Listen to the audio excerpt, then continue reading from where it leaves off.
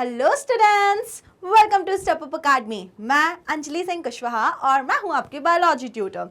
आज हम स्टार्ट करेंगे क्लास 12th के chapter number 5 that is molecular basis of inheritance के कौन से टॉपिक को, पैकेजिंग ऑफ डीएनए और जेनेटिक मटेरियल। तो इसके पहले वाला जो वीडियो था पार्ट 1 वीडियो, उसमें हमने सिर्फ जेनेटिक मटेरियल को डिटेल स्टडी किया था।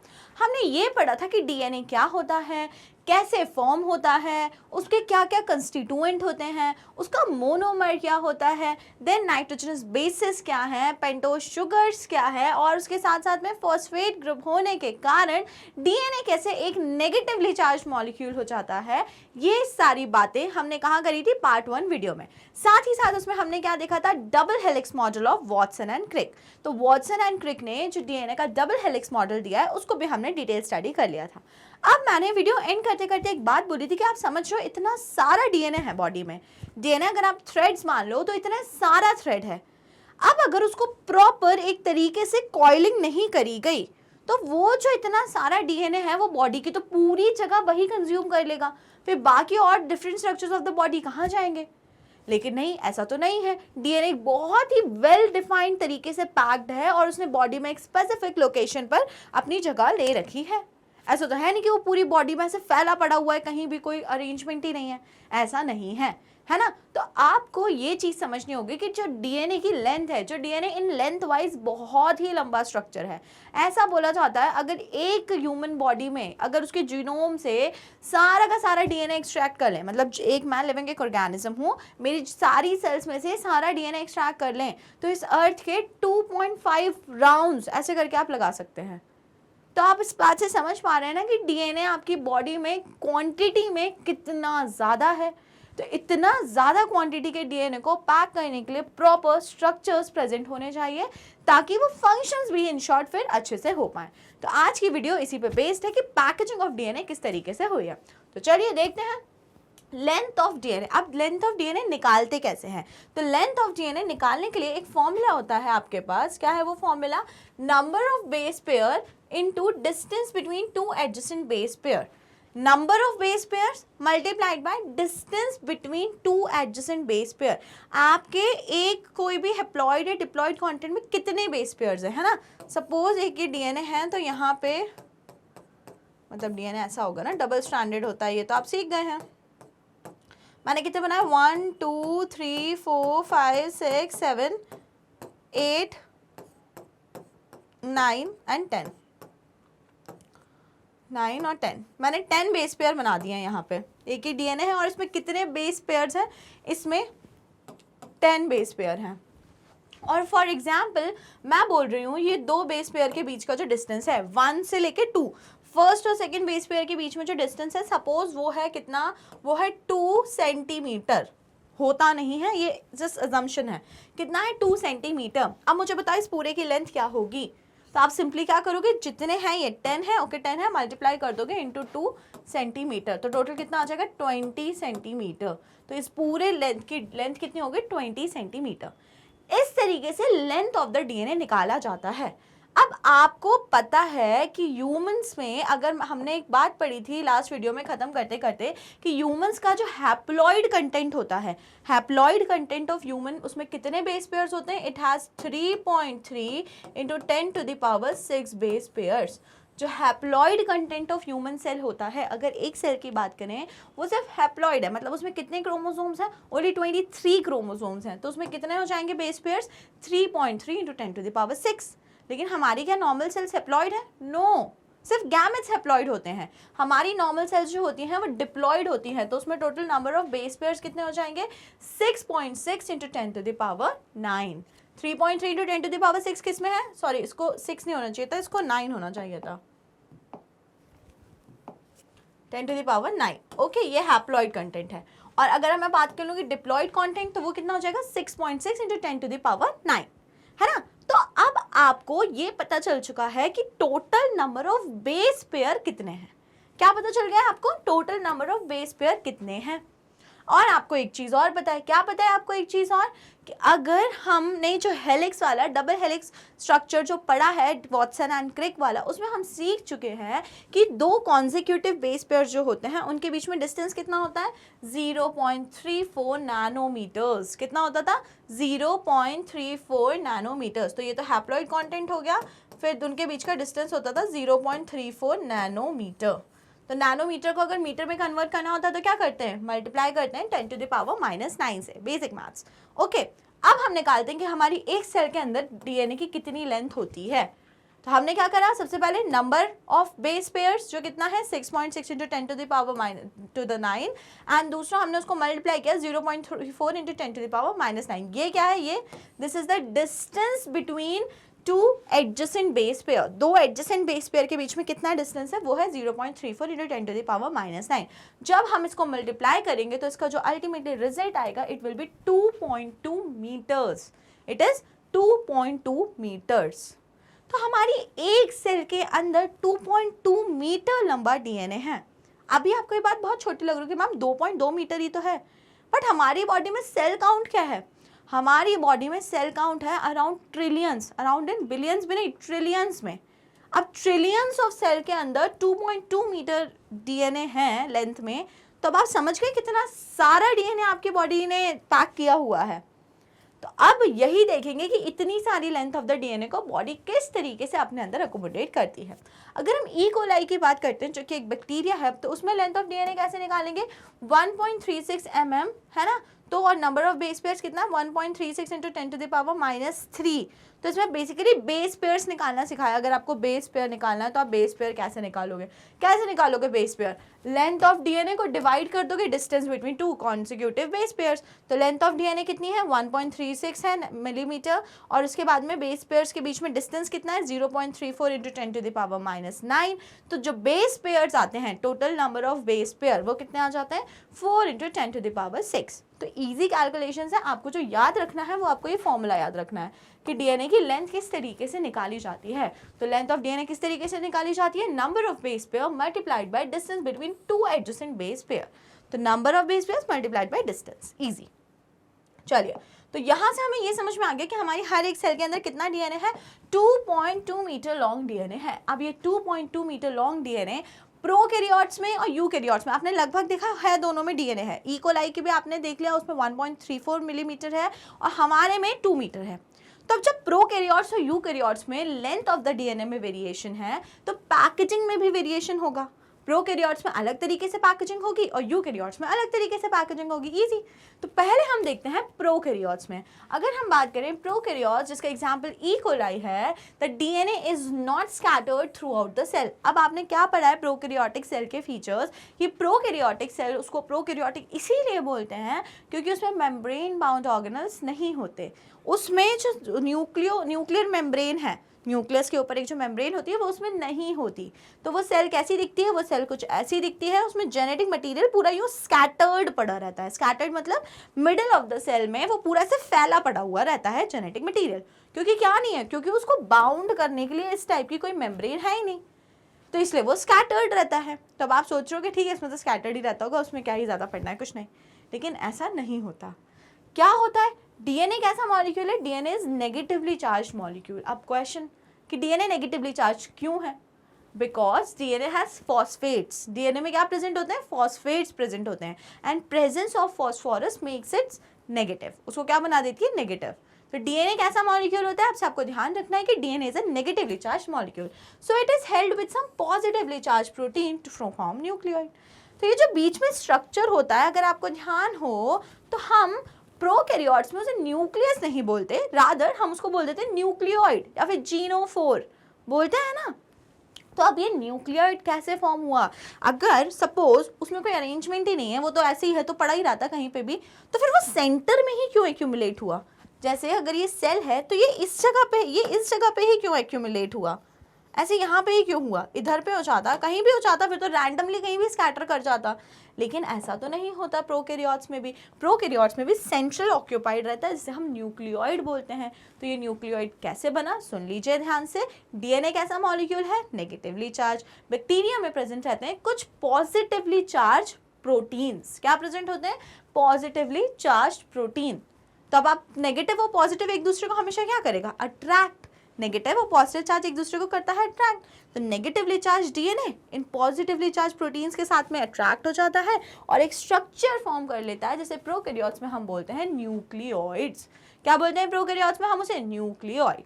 तो this is the method of packaging of DNA in prokaryotes. ये प्रोकैरियोट्स में हो गया। तो सिंपल आपको ध्यान रखना है कि उनमें क्या होता है प्रोकैरियोट्स में, they have positively charge protein. उनमें पॉजिटिवली चार्ज प्रोटीन होता है और जिस पर क्या होता है, नेगेटिवली चार्ज डीएनए आके खुद को वाइंड कर लेता है और वहां पर न्यूक्लियोइड फॉर्म कर लेता है। इजी स्टोरी, ठीक है। अब जब हमें प्रोकैरियोट्स का समझ में आ गया है तो अब हम देखते हैं यूकैरियोट्स, यानी कि हम में यूकैरियोट्स में पैकेजिंग जो है वो थोड़ी सी कॉम्प्लेक्स है, वो इतनी इजी नहीं है। क्यों इजी नहीं है, क्योंकि जो डीएनए की लेंथ है वो काफ़ी ज़्यादा है, क्वांटिटी जो है डीएनए की वो काफ़ी ज़्यादा है।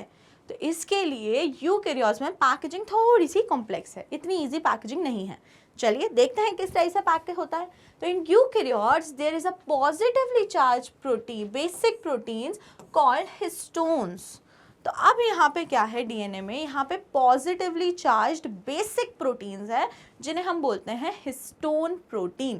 क्या बोला जाता है, हिस्टोन प्रोटीन, ठीक है। तो अब सुनो मेरी बात, आपने प्रोकैरियोट्स में भी वही चीज़ देखी कि डीएनए नेगेटिवली चार्ज है तो उसको बाइंड करने के लिए, एक जगह पे रखने के लिए हमने पॉजिटिव प्रोटीन को यूज़ करा। कंसेप्ट यूकैरियोट्स में भी वही यूज़ हो रहा है कि DNA being a negatively charge molecule, also DNA होता है एसिडिक, क्योंकि फॉस्फेट की प्रेजेंस उसको बना रही है नेगेटिव एंड एसिडिक, है ना। तो ये नेगेटिव और एसिडिक है, तो कंसेप्ट वही यूज हो रहा है कि उसको एक जगह बाइंड करने के लिए हम क्या यूज कर रहे हैं, हम यूज कर रहे हैं positively charge basic protein. Positively charge basic proteins को हम यूज कर रहे हैं। बस यूकैरियोट्स में डिफरेंस ये आ गया कि these protein have specialised structure and they have name, it is known as histone protein. तो इनका एक प्रॉपर स्ट्रक्चर है इन प्रोटीन्स का और इन्हें बोला क्या जाता है, इन्हें बोला जाता है हिस्टोन प्रोटीन। तो हिस्टोन प्रोटीन्स कैसे प्रोटीन्स हैं, they are positively charged basic protein. अब आप खुद सोचो, पॉजिटिव हैं और बेसिक हैं और प्रोटीन है, तो क्या होगा, नेगेटिवली चार्ज्ड एसिडिक डीएनए इस पे आके वाइंड होना चाहेगा क्योंकि वो पॉजिटिव, उसको अट्रैक्ट करेगा। वो जब ये दोनों अट्रैक्ट होंगे तो डीएनए आके वाइंड हो जाएगा, लूप बना लेगा, लिपट जाएगा किसके ऊपर, हिस्टोन प्रोटीन के ऊपर। अब आप बोल रहे हो मैम कैसे लिपट जाएगा, हिस्टोन का कैसा स्ट्रक्चर है कि लिपट पा रहा है, तो देखते हैं हिस्टोन का कैसा स्ट्रक्चर है। Histone are rich in positively charged basic amino acids residues lysine and arginine. अब मन में क्वेश्चन तो आया होगा कि जो हिस्टोन प्रोटीन है वो क्यों है पॉजिटिवली चार्ज्ड। तो जो प्रोटीन है उसके मोनोमर क्या होते हैं, अमीनो एसिड्स। क्या होते हैं उसके मोनोमर, ये जो अमीनो एसिड्स यहाँ पे लिखा हुआ है, these are the monomers of protein. अब आप सोचो कोई चीज़ है जो positive positive positive positive positive positive से जुड़कर बनी है, तो अल्टीमेटली वो पूरी चीज़ कैसी हो जाएगी, पॉजिटिव। तो बस वही बात है, जो हिस्टोन प्रोटीन है उसमें positive amino acids that is lysine and arginine, इनका नंबर बहुत ज़्यादा है। किस किस का नंबर बहुत ज़्यादा है, पॉजिटिव अमीनो एसिड्स का, दैट इज लाइसिन्स एंड आर्जिनिन्स। तो इसीलिए क्या हो रहा है, इसीलिए वो पूरा जो हिस्टोन प्रोटीन है वो कैसा हो जा रहा है, वो कैसा चार्ज एक्वायर कर ले रहा है, it is acquiring positive charge, इसलिए वो एक्वायर कर ले रहा है पॉजिटिव चार्ज। समझ में आ गई ये चीज़। तो histones are rich in positively charge basic amino acid residues that is lysine and arginine. अब 8 हिस्टोन फॉर्म हिस्टोन ऑक्टामर। अब जो ये हिस्टोन आप देख रहे हो इसका स्ट्रक्चर कैसा होता है, स्फेरिकल स्ट्रक्चर होता है, सर्कल शेप का प्रोटीन होता है हिस्टोन प्रोटीन, ये जो आप देख पा रहे हो ग्रीन कलर का। लेकिन ये एक मॉलिक्यूल नहीं है, जो हिस्टोन होता है वो 8 डिफरेंट मॉलिक्यूल से मिलकर बनता है। कितने डिफरेंट मॉलिक्यूल से, 8 डिफरेंट मॉलिक्यूल से मिलकर वो बनता है। 1 2 3 4 5 6 7 8 और उसमें एक और ये स्ट्रक्चर होता है। तो आपको ये समझ में आना चाहिए, हिस्टोन को बोला जाता है हिस्टोन ऑक्टामर। क्या बोला जाता है, हिस्टोन ऑक्टामर। तो हिस्टोन क्या बनाता है, हिस्टोन ऑक्टामर बनाता है। अब हिस्टोन ऑक्टामर क्यों बनाता है, हिस्टोन ऑक्टामर इसलिए बनाता है क्योंकि हिस्टोन ऑक्टामर वो स्ट्रक्चर है जिसके ऊपर डीएनए वाइंड होगा। एक सिंगल हिस्टोन मॉलिक्यूल के ऊपर डीएनए वाइंड होता नहीं घूमता फिरेगा, डीएनए क्या करेगा, एक बड़े स्ट्रक्चर पर वाइंड होना चाहेगा। और वो बड़ा स्ट्रक्चर क्या है, बड़ा structure is a histone octamer. अब इसे ऑक्टामर क्यों बोल रहे हैं, बहुत अंडरस्टूड है ये बात, उसके नाम से ही समझ आ रही है। उसको ऑक्टामर इसलिए बोल रहे हैं बिकॉज वो 8 डिफरेंट मॉलिक्यूल से मिलकर बना है।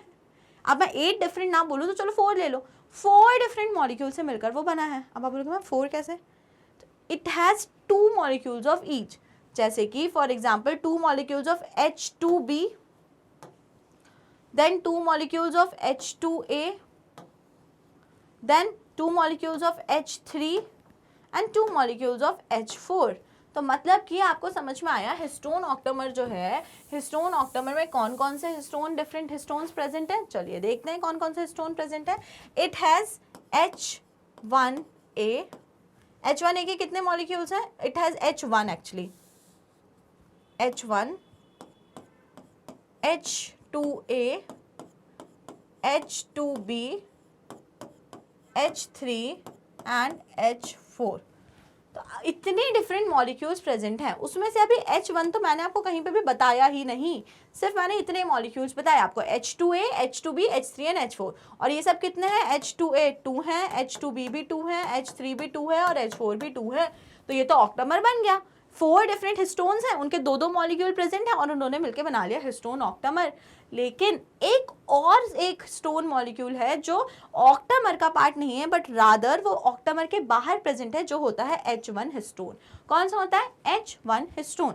तो आपको हिस्टोन ऑक्टामर का स्ट्रक्चर आपको अच्छे से याद होना चाहिए। सबसे पहली बात तो क्या होना चाहिए कि देखो यूकैरियोट्स में स्पेशल पॉजिटिवली चार्ज प्रोटीन्स हैं जो डीएनए पैकेजिंग में हेल्प कर रहे हैं। उन प्रोटीन्स को क्या बोलते हैं? These proteins are known as histone protein. अब हिस्टोन प्रोटीन मिलकर एक स्ट्रक्चर फॉर्म करते हैं, जिसे क्या बोला जाता है? जिसे बोला जाता है हिस्टोन ऑक्टामर। क्या बोला जाता है? Histone octamer. अब जो हिस्टोन ऑक्टामर है वो कैसे बनता है? 2 molecule of H2A, 2 molecule of H2B, 2 molecule of H3 and 2 molecule of H4। ये H2A सब ये क्या है? Different type of histone protein है। और इसमें साथ में एक और स्ट्रक्चर होता है, दैट इज H1 हिस्टोन, जिसका ऑक्टामर में कोई पार्ट नहीं होता, रादर जो ऑक्टामर के बाहर जो होता है वो प्रेजेंट होता है। तो ये किसका स्ट्रक्चर हो गया? This is the structure of histone octamer. Clear हो गया है? समझ में आ गई बात हिस्टोन ऑक्टामर कैसे बना? तो ठीक है, हमने सीख लिया हिस्टोन से बना हिस्टोन ऑक्टामर। अब इस ऑक्टामर पे क्या होगा?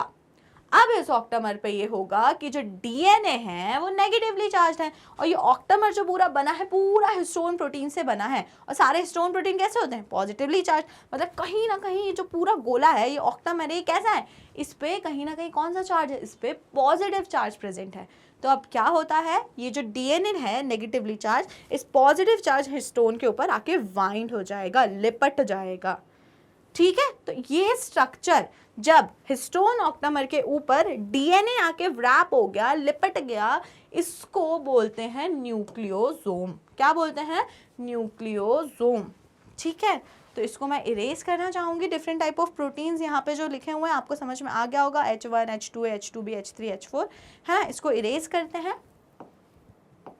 और क्या देखते हैं? जब negatively charge DNA is wrapped around histone octamer, लिपट गया हिस्टोन ऑक्टामर के आसपास, तो अब इस स्ट्रक्चर को क्या बोलेंगे? इस स्ट्रक्चर को अब हम बोलेंगे न्यूक्लियोसोम। क्या बोलेंगे इस स्ट्रक्चर को हम लोग? न्यूक्लियोसोम। तो डीएनए है, डीएनए किसके ऊपर व्रैप हुआ? आके डीएनए व्रैप हो गया हिस्टोन ऑक्टामर के ऊपर, और now the structure is known as nucleosome. तो अगर कोई पूछ रहा है कि व्हाट इज अ न्यूक्लियोसोम, तो आपको क्या आंसर करना है? DNA wrapped on a histone octamer, octamer के ऊपर, हिस्टोन ऑक्टामर के ऊपर लिपटा हुआ डीएनए, ये जो स्ट्रक्चर बना ये कहलाता है हमारा न्यूक्लियोसोम। ओके स्टूडेंट्स, अभी तक की स्टोरी बहुत ही इजी थी। यहाँ पे इम्पॉर्टेंट था हिस्टोन के बारे में, इसलिए मैंने उसको इतना टाइम लेके आपको अच्छे से पढ़ाया है, क्योंकि हिस्टोन अपने आप में एक इम्पॉर्टेंट टॉपिक और स्ट्रक्चर दोनों चीज़ में ये इम्पॉर्टेंट है। आगे अब हम देखते हैं a typical nucleosome contains 200 base pair. अब जो एक ही राउंड होता है, suppose this is a octamer, और ऑक्टामर के ऊपर डीएनए यहाँ से ऐसे आया और इस तरीके से ऐसे पीछे से वाइंड होकर यहाँ से आगे निकल गया। तो ये जो एक सर्कल डीएनए ने लगाया इस ऑक्टामर के ऊपर, इसमें कितने बेस पेयर्स होते हैं? It constitutes 200 base pair. 200 base pairs का एक चक्कर वो इस पे लगा लेता है न्यूक्लियोस, और क्या बना लेता है? Nucleosome. Therefore total number of nucleosome in human, तो टोटल नंबर ऑफ न्यूक्लियोसोम कितने हो गए, उसको कैसे निकाला है? देखो 6.6 × 10⁻⁹, ये क्या है? ये है total number of base pair in a diploid content, और नीचे उसको किससे डिवाइड किया है? 200, कि एक न्यूक्लियोसोम में कितने टर्न हैं। तो टोटल न्यूक्लियोसोम कितने हो गए? 3.3 × 10⁻⁷। तो एक सेल के अंदर ड्यूरिंग पैकेजिंग ऑफ डीएनए कितने न्यूक्लियोसोम बन जाते हैं? 3.3 इंटू 10⁻7। अब ये मत कंफ्यूजन में रहना कि एक ही न्यूक्लियोसोम बनता है, बस बहुत सारे न्यूक्लियोसोम बनते हैं, बहुत सारे हिस्टोन ऑक्टामर आते हैं बनके, बहुत सारों के ऊपर डीएनए लिपट जाता है। समझ में आ रही है ना बात? ओके, तो डीएनए बहुत सारे ऑक्टामर्स के ऊपर यूं यूं यूं यूं करके बाइंड हो जाता है। तो टोटल कितने न्यूक्लियोसोम बनते हैं? Total 3.3 into 10⁻7। निकाला कैसे उसको? Total length of the DNA in diploid cell, उसको डिवाइड कर दिया 200 से। 200 क्यों? क्योंकि एक न्यूक्लियोसोम कितने बेस पेयर्स लेके घूम रहा है? 200 बेस पेयर लेके घूम रहा है। तो टोटल लेंथ में निकालना है कितने न्यूक्लियोसोम होंगे, तो लेंथ को डिवाइड कर दिया नंबर ऑफ बेस पेयर से। इजी। तो आपको न्यूक्लियोसोम्स का कंसेप्ट अभी यहाँ पे हो गया है क्लियर कि न्यूक्लियोसोम क्या होता है। अब आगे देखो, nucleosome constitutes the repeating unit to form chromatin. अब जो ये न्यूक्लियोसोम है, न्यूक्लियोसोम मिलकर बनाएगा क्रोमैटिन। न्यूक्लियोसोम मिलकर क्या बना लेगा? क्रोमैटिन। अगर क्रोमैटिन यहाँ नहीं समझ में आ रहा तो इसको इस तरीके से समझो। देखो, यहाँ पे एक डीएनए है, ये आया और ये बाइंड हुआ हमारे ऑक्टोमर पे।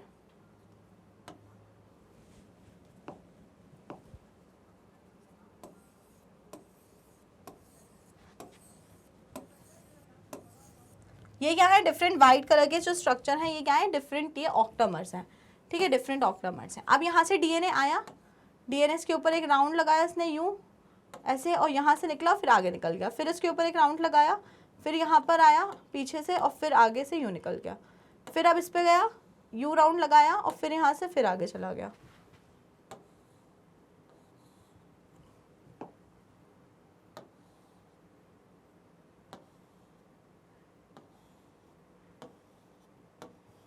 समझ पा रहे हैं आप ये चीज़? तो यहाँ से जो ये डीएनए ऐसे चल के आ रहा है, ये अब बहुत सारे किन के ऊपर बाइंड होता गया? ये बहुत सारे किसके ऊपर बाइंड हो जाता है? हिस्टोन ऑक्टामर के ऊपर बाइंड हो जाता है।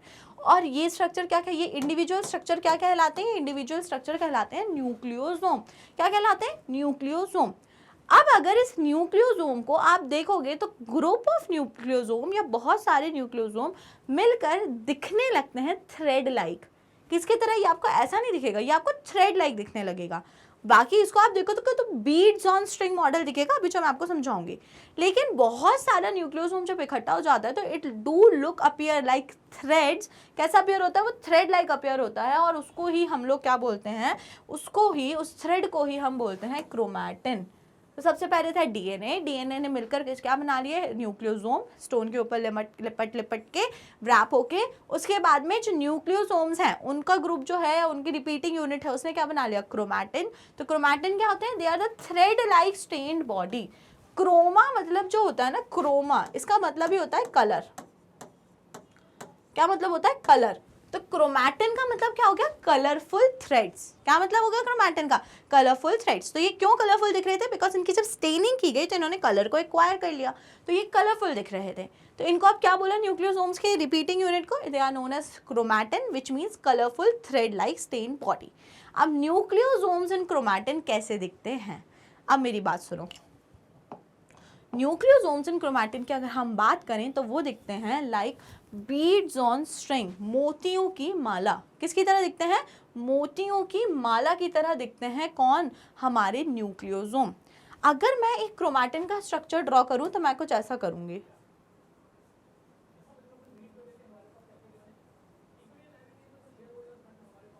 देख पा रहे हो आप?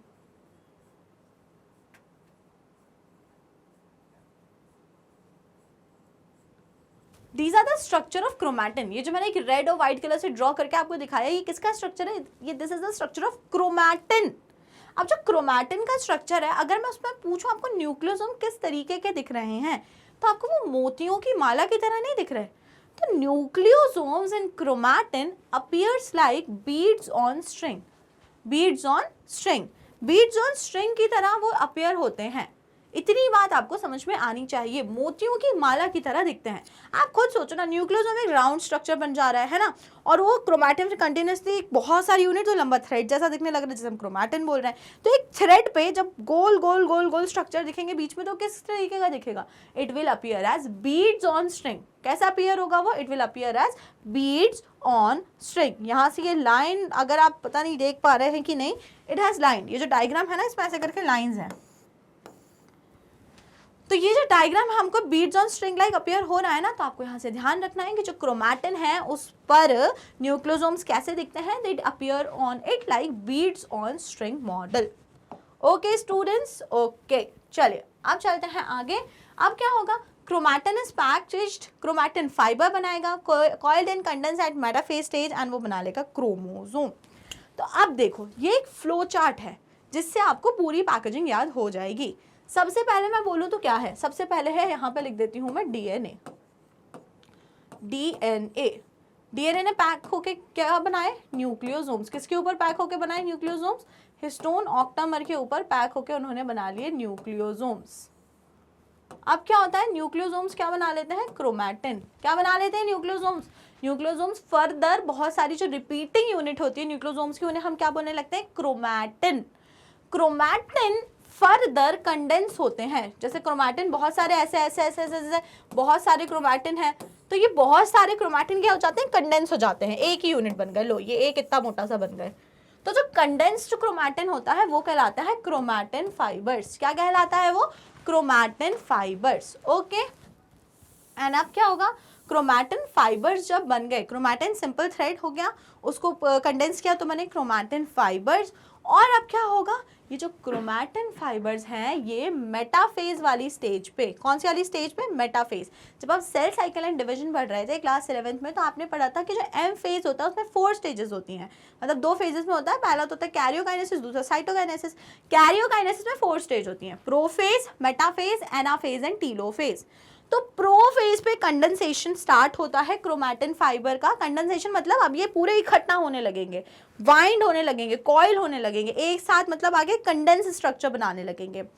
और मेटाफेज आते आते ही कंडेंसेशन की प्रोसेस हो जाती है कंप्लीट, तो coiled and condense at metaphase stage, और वो बन जाते हैं कंप्लीट क्रोमोसोम्स। क्या बन जाते हैं, कंप्लीट क्रोमोसोम्स। तो क्रोमैटिन फाइबर्स क्या होते हैं, कंडेंस होते हैं एट मेटाफेज स्टेज, और फाइनली वो बन जाते हैं क्रोमोसोम्स।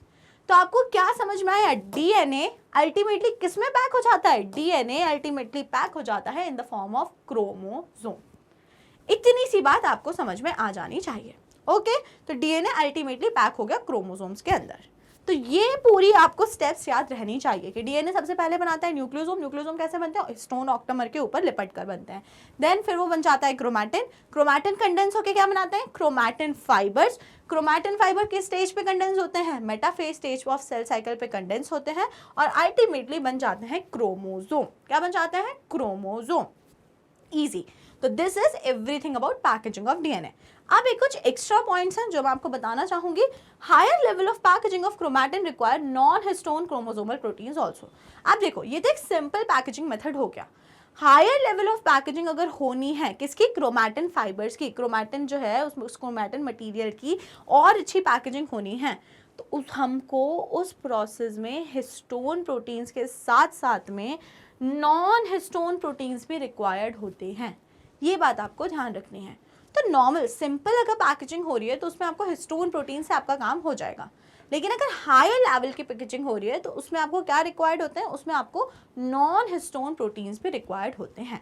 इतनी सी बात याद रखिएगा, ठीक है। तो ये आपको क्लियर हो गया ना कि नॉन हिस्टोन प्रोटीन्स का क्या कंसेप्ट है। तो आपको ध्यान रखना है हायर लेवल ऑफ पैकेजिंग में वो रिक्वायर्ड होते हैं।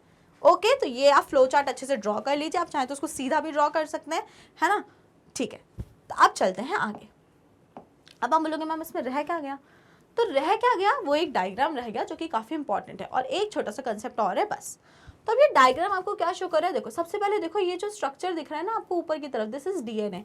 जो अभी आप पढ़ के आए थे वीडियो 1 में, आपने पढ़ा था डीएनए होता है डबल हेलिक्स मॉडल होता है, उसमें उसकी जो मोनोमर होता है वो न्यूक्लियोटाइड होता है। बहुत सारे न्यूक्लियोटाइड मिलके क्या बना लेते हैं, पॉली न्यूक्लियोटाइड चेन बना लेते हैं, जो कि डीएनए कहलाता है ना। अब क्या हुआ, डीएनए देखो सबसे पहले ये ऑक्टामर्स है, इनके ऊपर लिपटा, और इसको हम क्या बोलते हैं, इंडिविजुअल स्ट्रक्चर को, इन इंडिविजुअल स्ट्रक्चर को हम लोग बोलते हैं न्यूक्लियोसोम। क्या बोलते हैं, न्यूक्लियोसोम। और ये न्यूक्लियोसोम कैसे दिखते हैं हमें, बीड्स ऑन स्ट्रिंग। कैसे दिखते हैं हमको, बीड्स ऑन स्ट्रिंग दिखते हैं, बीड्स ऑन स्ट्रिंग। तो सबसे पहले ये क्या हो गया, ये हो गया हमारा डीएनए। चलो यहाँ पे लिखते भी चलते हैं। सबसे पहले ये हमारा क्या हो गया, डीएनए। फिर डीएनए ने किसके ऊपर बाइंड हुआ, ऑक्टामर्स के ऊपर बाइंड हुआ और बना लिया न्यूक्लियोसोम। सबको न्यूक्लियोसोम दिख रहा हेलिक्स है और उसके ऊपर डीएनए वाइंड है, पर्पल इज द डीएनए। अब क्या होगा, बहुत सारे जब ये न्यूक्लियोसोम एक साथ में आ गए, इकट्ठे हो गए ना बहुत सारे न्यूक्लियोसोम, देखो तो अब ये किस तरीके का दिखने लगा, अब ये एक thread like, colourful thread like structure दिखने लगा, जिसको हम लोग बोलते हैं क्रोमैटिन, जिसको हम लोग क्या बोलते हैं, क्रोमैटिन। तो थ्रेड लाइक स्ट्रक्चर होने लगा जिसमें बहुत सारे न्यूक्लियोसोम्स पैक्ड हैं, अब ये कहलाने लगा क्रोमैटिन। और अब क्या हुआ, क्रोमैटिन को, क्रोमैटिन और फिर फर्दर कंडेंस हुआ, क्रोमैटिन और फर्दर कंडेंस हुआ और उसने क्या बनाया, क्रोमैटिन फाइबर्स। क्या बनाया उसने, क्रोमैटिन फाइबर्स। क्या बना लिया उसने, क्रोमैटिन फाइबर्स। और क्रोमैटिन फाइबर जो होते हैं वो मेटाफेज वाले स्टेज में सेल साइकिल के क्या होते हैं, कंडेंस होते हैं और फाइनली वो बना लेते हैं क्रोमोसोम। क्या बना लेते हैं वो फाइनली, क्रोमोसोम। तो हमारा डीएनए हमारी सेल्स के अंदर किस फॉर्म में अल्टीमेटली पैक होता है, in the form of chromosome. किस फॉर्म में पैक हो जाता है, ultimately in the form of chromosome. इतनी सी बात है जो आपको बिल्कुल समझ आ ही जानी चाहिए, कुछ भी डिफिकल्ट नहीं है। तो यहाँ पे वो एक्स शेप का स्ट्रक्चर उन्होंने एक्चुअल में ऐसे ड्रॉ नहीं करा, रादर क्रोमोसोम नॉर्मल आप सीखते हो तो ऐसा पढ़ते हो उस क्रोमोसोम को,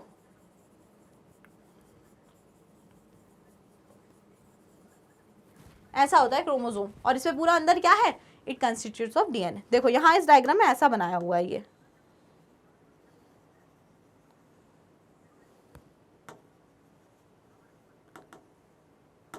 ये क्रोमोसोम। तो अल्टीमेटली एक्स शेप का स्ट्रक्चर फॉर्म हो जाता है जिसको हम लोग बोलते हैं chromosome. Is that clear, okay. One last concept, इसको चाहो तो स्क्रीनशॉट कर लो, कुछ भी कर लो। एक लास्ट कंसेप्ट बस और रह गया है, वो और देख लेते हैं। चलिए क्या रह गया है देखते हैं। Chromatin has to form. अब जो क्रोमैटिन है ना उसके दो फॉर्म होते हैं। अब आप बोलोगे क्रोमैटिन के दो फॉर्म कैसे हुए, दो फॉर्म क्रोमैटिन के इस बेसिस पे हो गए कि वो किस टाइप से पैक हुआ है। अगर क्रोमैटिन जो है वो लूजली पैक हुआ है और दूसरा अगर क्रोमैटिन एकदम टाइटली पैक हुआ है। क्रोमैटिन आपको पता है ना क्या है, न्यूक्लियोसोम्स जो होते हैं उनका जब रिपीटिंग यूनिट है वो कहलाता है क्रोमैटिन, और वो कंडेंस होकर क्या बनाता था, क्रोमैटिन फाइबर्स। तो अगर क्रोमैटिन लूजली पैक होता है तो it is known as euchromatin. उसको हम लोग क्या बोलते हैं, उस स्ट्रक्चर को यू क्रोमैटिन। और अगर जो हमारा क्रोमैटिन है वो बहुत ही अच्छे से वाइंड हुआ है, बहुत टाइटली डेंसली पैक्ड हुआ है, तो उसको हम लोग बोलते हैं हेटेरोक्रोमैटिन। क्या बोलते हैं, हेटेरोक्रोमैटिन। तो क्रोमैटिन के दो फॉर्म होते हैं, अगर वो लूजली पैक होगा तो हम उसको बोलेंगे यूक्रोमैटिन, अगर वो डेंसली पैक होगा तो हम उसे बोलेंगे हेटेरोक्रोमैटिन। अब जो देखो यूक्रोमैटिन और हेटेरोक्रोमैटिन में डिफरेंस क्या होता है, पहली चीज तो देख लो, लूजली पैक्ड और टाइटली पैक्ड। दूसरा different, it stains light and it stains dark. अब वो जब लाइटली पैक्ड है, उसमें कम है बेस पेयर या जो भी है, तो उसमें जब स्टेनिंग की प्रोसेस होती है तो वहाँ पे हल्का हल्का कलर आता है। और यहाँ पे क्या, बहुत सारे बेस पेयर्स हैं, क्रोमोसोम्स हैं, सब कुछ है, क्रोमोसोम नहीं मतलब बेस पेयर्स बहुत ज़्यादा है, तो यहाँ पे स्टेनिंग बहुत डार्क कलर की होती है। तो दो डिफरेंसेस क्लियर हो गए, पहला तो लूजली पैक्ड टाइटली पैक्ड, दूसरा डिफरेंस क्या हो गया, stains light and this stains dark.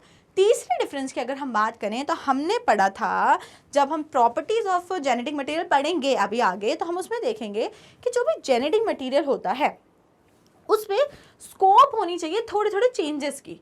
उसमें क्या स्कोप होनी चाहिए कि हल्के फुल्के चेंजेस उसमें हो पाए, म्यूटेशन उसमें हो पाए। तो वही अगर हम म्यूटेशन की बात करें या फिर सिंपल म्यूटेशन छोड़ो आप, तो हमको उससे अल्टीमेटली प्रोटीन बनाना है, ट्रांसक्रिप्शन कराना है। तो ट्रांसक्रिप्शन किस में जल्दी होगा, जो लूजली पैक होगा या फिर जो ज़्यादा स्ट्रांगली पैक होगा, खुद बताओ आप। जो लूजली पैक होगा उसको कन्वर्ट करना किसी और फॉर्म में ज़्यादा इजी है, जो अपने आप में इतना डेंसली पैक्ड है उसको आप कैसे कन्वर्ट कर पाओगे। तो तीसरा डिफरेंस यही होता है कि यहाँ पे transcriptionally active region of chromatin होता है, जिसमें एक्चुअल में ट्रांसक्रिप्शन की प्रोसेस होनी है। ट्रांसक्रिप्शन की प्रोसेस क्या होती है, डीएनए से आरएनए बनना। तो जब डीएनए से आरएनए बनेगा तो कौन सा वाला पार्ट उसका पार्टिसिपेट करेगा, उसमें यूक्रोमैटिन वाला, और कौन सा वाला पार्ट जो है वो पार्टिसिपेट नहीं कर पाएगा, वो होगा हेटेरोक्रोमैटिन वाला पार्ट। तो तीन डिफरेंसेस होते हैं between euchromatin and heterochromatin. Euchromatin में सबसे पहली बात, it is loosely packed, this is densely packed. दूसरा डिफरेंस, उसमें स्टेनिंग लाइट होती है, इसमें स्टेनिंग डार्क होती है। तीसरा डिफरेंसेस, जब भी डीएनए से आरएनए बनेगा the process is known as transcription. Process को क्या बोलते हैं, ट्रांसक्रिप्शन। तो कौन से वाले सेगमेंट्स ऑफ डीएनए बन पाएंगे आरएनए, यूक्रोमैटिन वाले। तो तो ये क्या हो गए, ट्रांसक्रिप्शनली एक्टिव। और जो हेट्रोक्रोमैटिन है वो नहीं बन पाएंगे हमारे डीएनए में इससे आरएनए, तो ये कैसे हो गए, transcriptionally inactive. These are the three differences between two type of chromatin material which is important. School में जनरली पूछ लेते हैं यूक्रोमैटिन और हेट्रोक्रोमैटिन के बीच में डिफरेंसेस क्या हैं, तो आपको ये अच्छी तरीके से समझ में आ जाने चाहिए। ओके स्टूडेंट्स, ठीक है, so that is all for today. आज हमने पढ़ा पैकेजिंग ऑफ जेनेटिक मटेरियल। अब जो पार्ट 3 वीडियो होगा उसमें हम पढ़ेंगे search and properties of genetic material, कि कैसे ढूंढा गया कि डीएनए ही जेनेटिक मटेरियल है। ओके तो वो बहुत इंटरेस्टिंग टॉपिक होगा अपने आप में, है ना, तो देखते रहिएगा। बाकी वीडियो पसंद आई है तो वीडियो को जल्दी से कर दीजिएगा लाइक और स्टेप अप अकेडमी को कर लीजिएगा subscribe. Thank you and keep watching.